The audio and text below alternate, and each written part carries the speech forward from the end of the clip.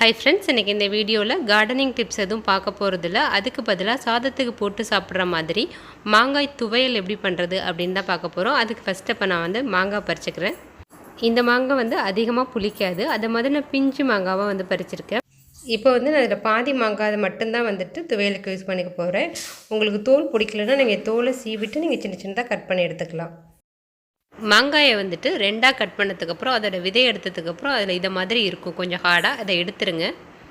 சின்ன சின்னதாக இப்போ நான் கட் பண்ணி எடுத்துட்டேன். நெக்ஸ்ட்டு நீங்கள் எந்த பவுலில் மாங்காய் கட் பண்ணி எடுத்துருக்கீங்களோ அதில் பாதி அளவு துருவின தேங்காய் எடுக்கணும். இப்போ நான் இதில் பாதி அளவு துருவின தேங்காய் எடுத்திருக்கேன். நெக்ஸ்ட்டு ஒரு சின்ன துண்டு இஞ்சி, அதுக்கப்புறம் 2 சின்ன வெங்காயம், காரத்துக்கு தேவையான அளவு மிளகாய் எடுத்துக்கங்க. நான் பச்சை மிளகாய் அதுக்கப்புறம் காஞ்ச மிளகாய் ரெண்டுமே எடுத்திருக்கேன். நெக்ஸ்ட்டு தேவையான அளவு சால்ட் எடுத்துக்கலாம். இதெல்லாம் அரைக்கிறதுக்கு கொஞ்சமாக தண்ணி எடுத்துருக்கேன். இப்போ ஒரு மிக்ஸி ஜாரில் நம்ம எடுத்து வச்சதெல்லாம் சேர்த்துக்கலாம். ஃபஸ்ட்டு நான் தேங்காய் சேர்த்துக்கிறேன். அதுக்கப்புறம் இஞ்சி எல்லாம் சேர்த்துக்கலாம். நம்ம அரைக்கும் போது அந்த இஞ்சி அதுக்கப்புறம் மாங்காய் இதோட வாசனை ரொம்ப சூப்பராக இருக்கும். அதே மாதிரி சாப்பிடும்போதும் அந்த இஞ்சி மாங்காயோட டேஸ்ட் ரொம்ப நல்லாயிருக்கும்.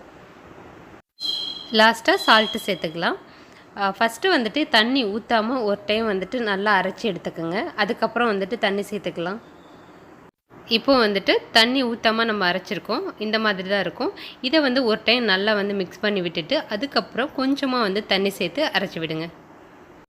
தண்ணி ஊற்றி அரைச்சதுக்கப்புறம் இப்படி தான் இருக்கும். இதை நீங்கள் சாதத்துக்கு போட்டு சாப்பிட்றதா இருந்தால் இப்படியே நீங்கள் சாப்பிட்லாம்.